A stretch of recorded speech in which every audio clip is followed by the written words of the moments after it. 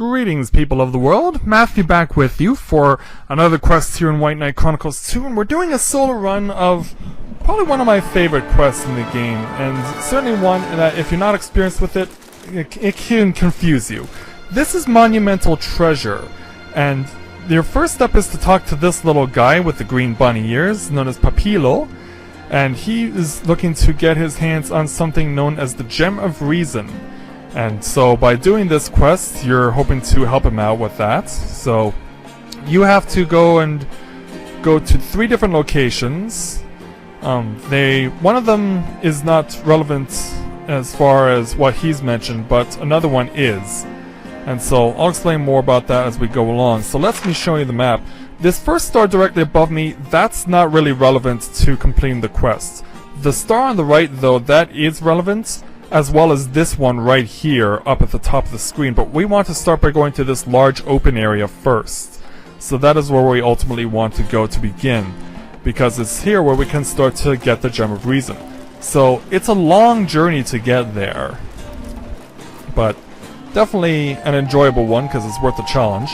I should also point out that I'm doing Monumental Treasure here. I'm doing it on hard mode, which is Monumental Treasure 3.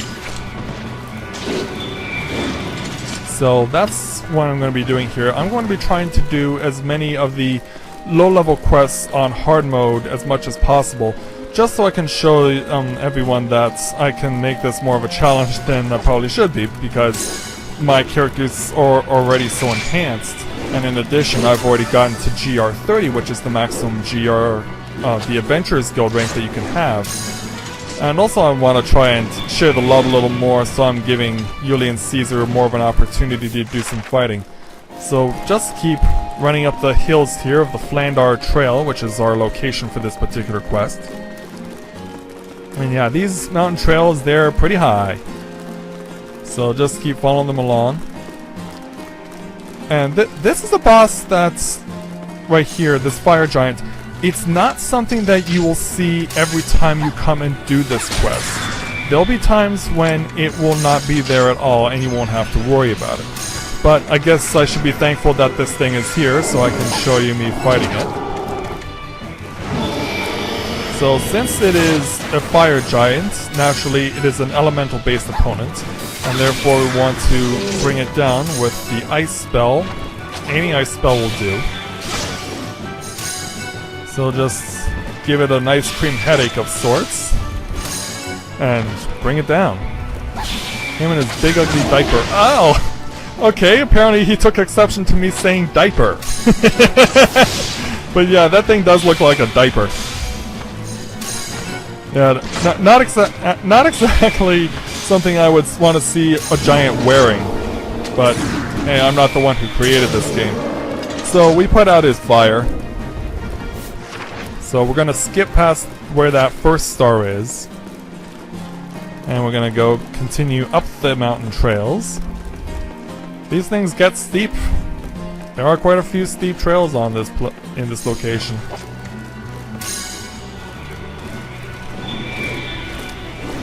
So just keep attacking everything that you see. Now we want to hang a left because we can't go to the right, because to the right is a dead end and accessible from only one location. So let's deal with you. Oh, okay. Yeah, gotta let Julius Caesar get some licks in. I don't want to hog all the glory. Get it? Oh, well, he's going down.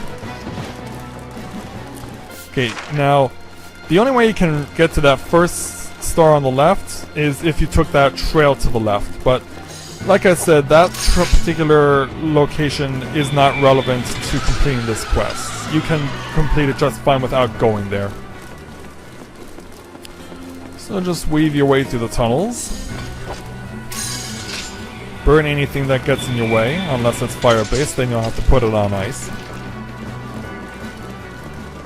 Winding our way through the tunnels and getting out into the clearing.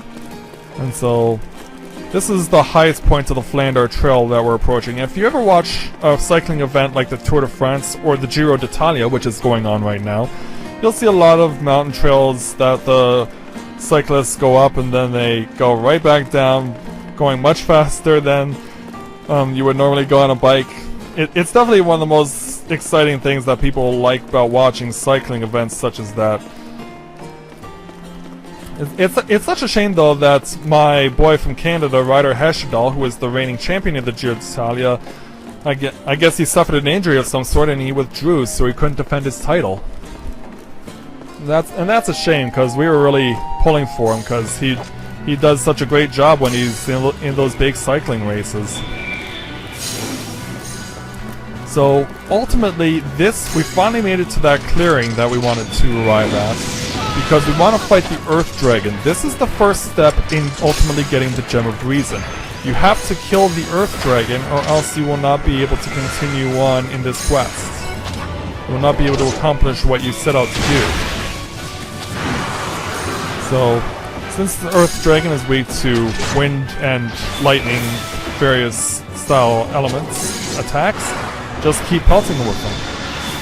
And as you can see, when he's charging up like that, if you can hit him in the head with an attack like that, you can cancel out his effect. It's like if you're using your knight's power and the enemy is charging up a massive attack, then you can use the turn break to negate that attack. And so an attack to the head like that, like what I did, is similar in what you would hope to accomplish.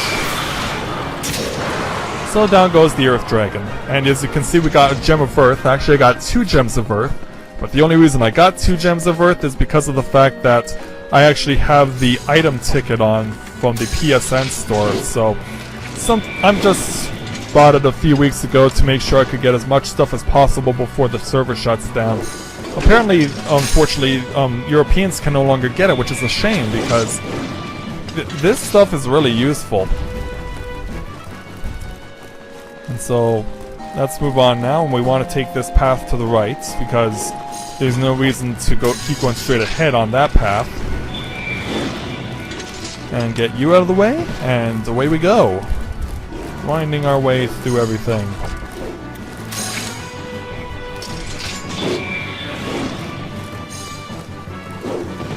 Yep, gotta let Julius Caesar get some. Want to make them feel like they actually are worthwhile in this quest, you know? Don't want them to be like total outsiders.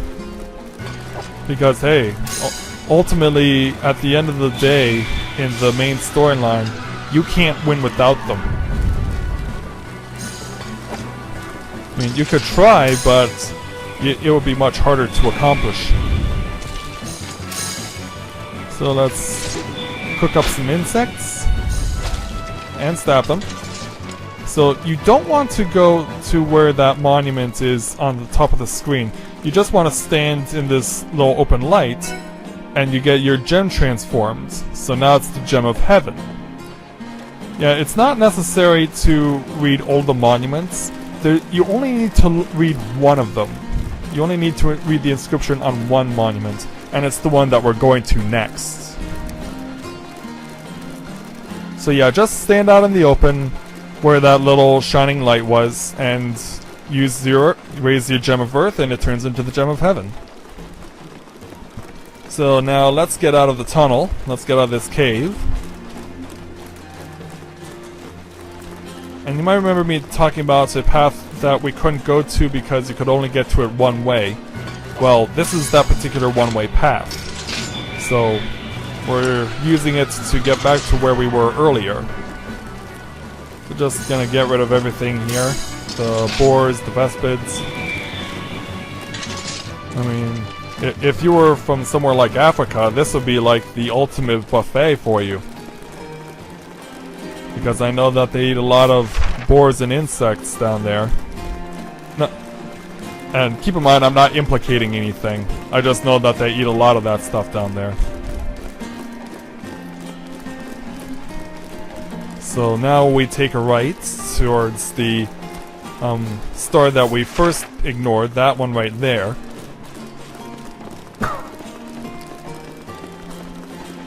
So let's take care of some more of these jackals.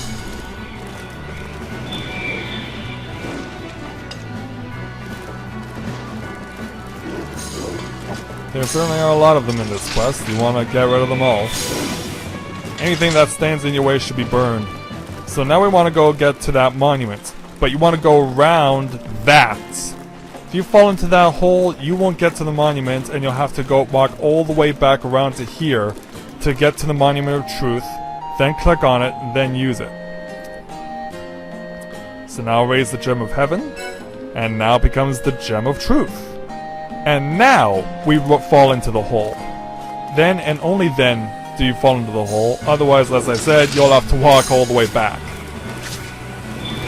Because believe me, I've made that mistake before when I started on this quest, so if you've screwed up in this quest, I pretty much can share your pain because I know why you did, and why I did.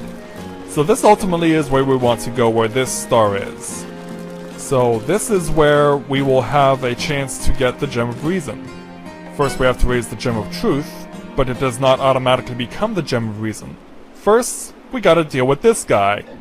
You saw the Fire Giant earlier, well, this is his opposite. This is the Ice Giant. And just like the Fire Giant, he comes equipped with a massive diaper. I'm having too much fun at these big uglies' expense. So, just go ahead and roast them. Raise your own magic, slow them down if you're using the mage power like I am, and then use your fire magic like Conflagration to start burning them, and then just keep pulsing with Dragon Fire, and then use Conflagration again when you have to. And just like with the dragons, the giants will know that you're the biggest threat because, couldn't quite run between the legs. Yeah, I kind of had a feeling he might try and attack me there, so I was hoping I might get him turned around, but obviously I couldn't do it. And, well, your rage is going to be short-lived because you're almost out of HP, Mr. Ice Giant. Yeah, he's not magic-based, he's all about the power. So with that, it's now indicated that we have the Gem of Reason, so we can now go back to Papillo and end this quest. So let's get out of this particular area. And we'll wind our way along the path, beating up pretty much anything and everything that stands in our way, just because we can.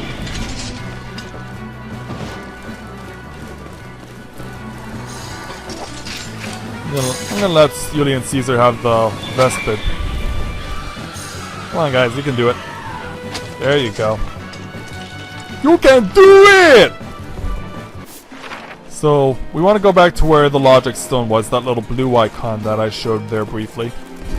That's ultimately where we want to go, because that's of course where we started this quest, by talking to Papillo. Take care of what's left here, and you should be fine.